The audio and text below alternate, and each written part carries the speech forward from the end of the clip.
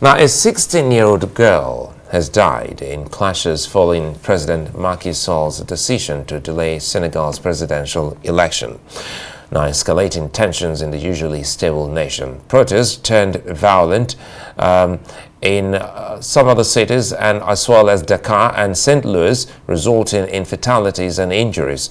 Amid international calls for calm, Sall defends the postponement, citing electoral disputes.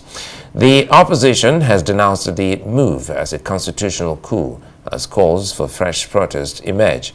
In the meantime, the national television station WAF TV resumes broadcasting after a week-long suspension for alleged incitement to violence. In the meantime, Senegal's Minister of Business and Trade, Abdou Karim Fofana, staunchly supports President Macky Sall's decision to postpone elections, dismissing claims of power retention. Fofana has portrayed the delay as a noble endeavor to resolve constitutional disputes and ensure institutional integrity. Amid international criticism and protests, he asserts Sall's commitment to stability and democratic principles. Defending Senegal's democratic frame, Fofana emphasizes parliamentary governance and Sall's readiness to relinquish power once stability is secured.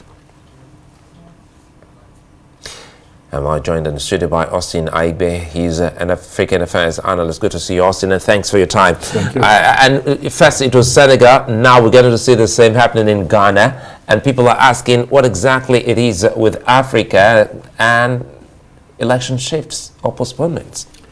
Well, maybe Ghana, not the kind of dynamics in Senegal. I mean, Ghana election is supposed to hold in December of this year. So they moved back to November, not like to January. More like we're overtly prepared for this. Maybe based on technicality, because usually Ghana's electoral system is very important for conversation. So you know your candidate about a year ahead of elections. So you are literally prepared about a year ahead of elections. So the parties, internal party processes are taken, I'm almost concluded now. Each of the candidates or parties, particularly the major party, NDC and the NPP, does already know who their candidates are. So unlike in Nigeria, even though with the Electoral Act we had a bit technically pushed back like 6 months, Ghana is about a year, which has unique. It's so unique. It's so unique because you get the opportunity to crisscross all of the country. I mean, around the country within the 1 year. Unlike in Nigeria, when it was 3 months to elections, then you see the fire brigade campaign and you see them going on chartered flight. But that's not the case in Ghana. I don't know why John Mahama is actually opposing that. Is it that you are opposing because you won't be ready in November? We are in February, for Christ's sake. We still go March, April, May, June to November. I mean, I think John Mahama needs to reconsider, unless there's strong evidence, which I don't know, but I think it's enough time. Someone moved elections from 3 weeks or thereabout to election, 25th of February, to December, with the intention to remain in office.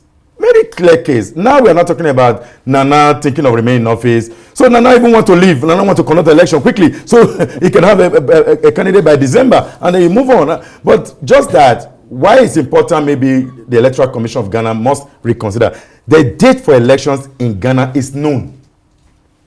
It's historic. I think it's second Tuesday of December. It's like the US elections. Everybody know the US day, presidential election. If you're traveling, you don't click that day to travel. Whatever you are doing, you're prepared for election. You know, just like we've tried to establish in Nigeria in the last election, where INEC has told us that we have presidential election in the next 10 years, 20 years. So we should know. So you plan ahead of it. And unless there are, unless maybe something that will cause postponement. But in this case, it is not postponed. It is pulled back, and it's a long time notice. I think Ghana should ride with what they have. And looking at Senegal, because now even the protests are very unfortunate, has caused the life of a 16-year-old girl. The fear within the region is coming from what we've seen with the coups in some other countries. And now here's a man who everyone had thought was a Democrat, now pushing, and for the opposition, they call this power retention. It's purely power retention. you're supposed to be heading out by April. Suddenly, you are justifying some electoral conflict. Why don't you approach the court? If there are electoral conflict, is it the president that should manage the electoral conflict? There are constitutional challenge according to the president, according to the spokesperson. If you think there will be dispute arising from the constitution, you approach the court for interpretation, but go ahead with the scheduled elections.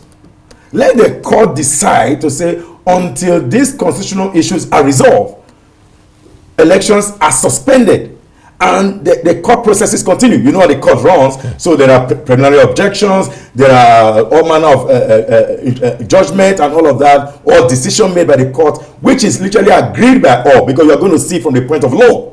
But in this case, the Macky Sall utilized the lawmakers on very close to what President Obasanjo did in 2007 ahead of the tenure ending, second term ending, where he mobilized the Senate to introduce the top 10 bid. But President Obasanjo pumped in money, and the opposition leaders were seated.